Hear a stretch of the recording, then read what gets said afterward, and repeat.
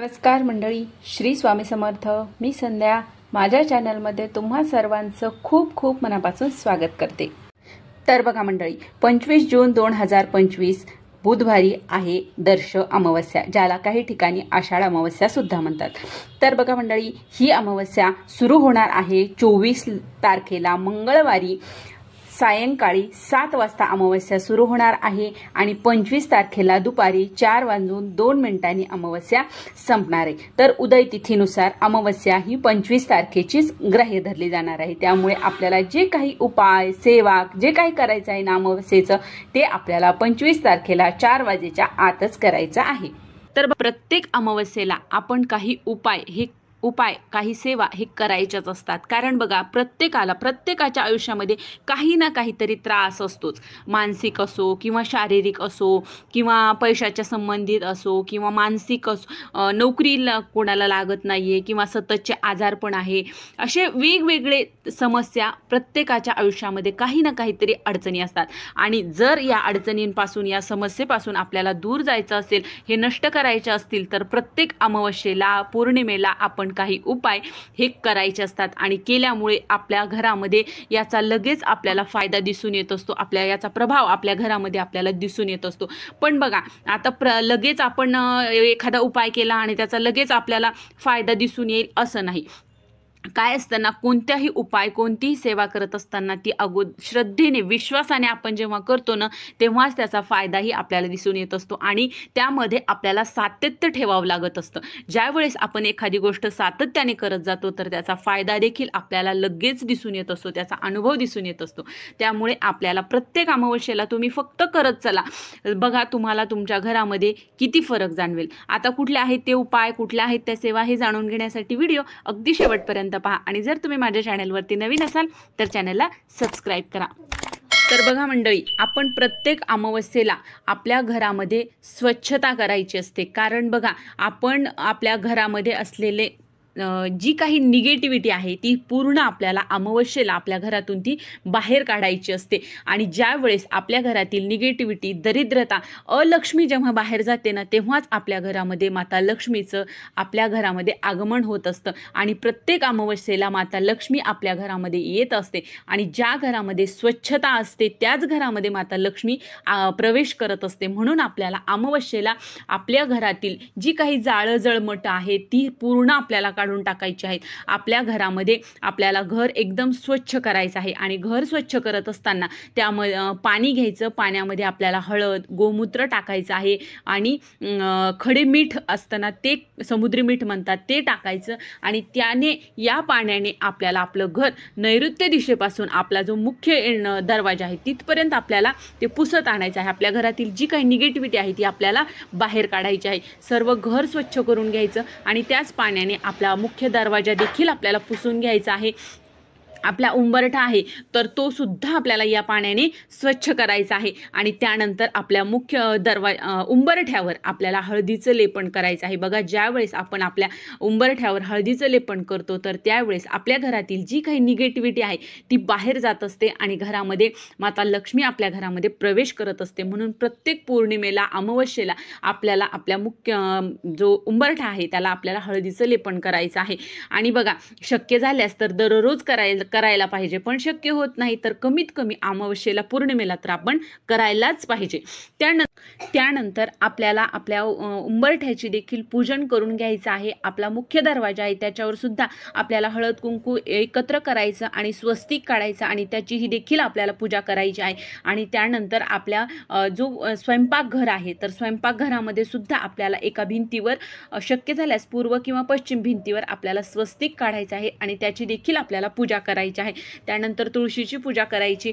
त्यानंतर आपला जो मेन आहे ते म्हणजे आपला देवघर. तर देवघराची सुद्धा आपल्याला अमावस्येच्या दिवशी स्वच्छता करायची आहे. जो आपण खाली कपडा टाकतो तो कपडा बदलून घ्यायचा, थोडंसं पाठीमागून आजूबाजूनी स्वच्छ करून घ्यायचा देव्हारा. आणि देव देखील आपल्याला स्वच्छ करायचे आहेत. आता देव स्वच्छ करत असताना आपल्याला दही घ्यायचं आहे, दह्यामध्ये थोडं हळद आणि कापूर टाकायचा आणि लिंबाने आपले देव हे सर्व मिक्स करायचं आणि ते लिंबावर घ्यायचं आणि लिंबाने आपल्याला आपले देव घासायचे आहेत। यामुळे देव एकदम स्वच्छ आणि चकाचक निघतात आणि कुठल्याही प्रकारचं केमिकल आपण वापरत नाही, त्यामुळे आपल्या जे देव असतात त्यांच्यावरही काहीही याचा परिणाम होत नाही, देव अगदी स्वच्छ आणि चकाचक निघतात। तर असं तुम्ही एकदा करून बघा, दही त्यामध्ये हळद आणि कापूर आणि लिंबाने देव घासून बघा, खूप छान निघतात। त्यानंतर देव स्वच्छ झाल्याच्या नंतर देवपूजा झाली, आता त्यानंतर आपल्याला आपला जो मंगल कलश आहे तो देखील आपल्याला अमावस्येला बदलायचा आहे। बदलायचा म्हणजे नारळ जर खराब झाला असेल तर तुम्ही वाहत्या पाण्यामध्ये सोडून द्या आणि जर नसेल तर तेच नारळ वापरा, फक्त त्यातील पाणी तुळस सोडून कुठल्याही झाडाला टाका। त्यानंतर त्यातील तो जो तांब्या आहे तो स्वच्छ करून परत मंगल कलशाची स्थापना आपल्याला करायची आहे। तर बघा, अतिशय छोट्या छोट्या गोष्टी आहेत, पण यामुळे आपल्या घरातील जी काही निगेटिव्हिटी आहे ती संपूर्ण जाते आणि घरामध्ये एक पॉझिटिव्ह एनर्जी निर्माण होत असते आणि घरामध्ये सुख समृद्धी नांदत असते। त्यामुळे हे छोटे छोटे उपाय आहेत, तर तुम्ही नक्की करून बघा। अमावस्येला बघा, आपल्या सर्वांना माहिती आहे अमावस्या म्हटलं की खूप जणांना असं वाटतं की काहीतरी वाईटच होणार आहे, पण असं काही नाही। बघा, आपण दिवाळीचं लक्ष्मीपूजन अमावस्येलाच करत असतो आणि ज्यावेळेस आपण दिवाळीचं लक्ष्मीपूजन करतो तर आपण आपल्या घराची किती डीप क्लिनिंग करतो, पूर्ण कोपरा आणि कोपरा आपण स्वच्छ करत असतो, कारण माता लक्ष्मीचं अमावस्येच्या दिवशी लक्ष्मीचं पूजन करणार असतो, माता लक्ष्मी आपल्या घरामध्ये प्रवेश करणार असते। तर फक्त ती का दिवाळीच्या अमावस्येलाच येते का, असं नाही, ती प्रत्येक अमावस्येला येत असते। म्हणून प्रत्येक अमावस्येला आपल्याला आपलं सर्व घर स्वच्छ करायचं आहे, होईल तितकं स्वच्छ करण्याचा आपल्याला प्रयत्न करायचा आहे।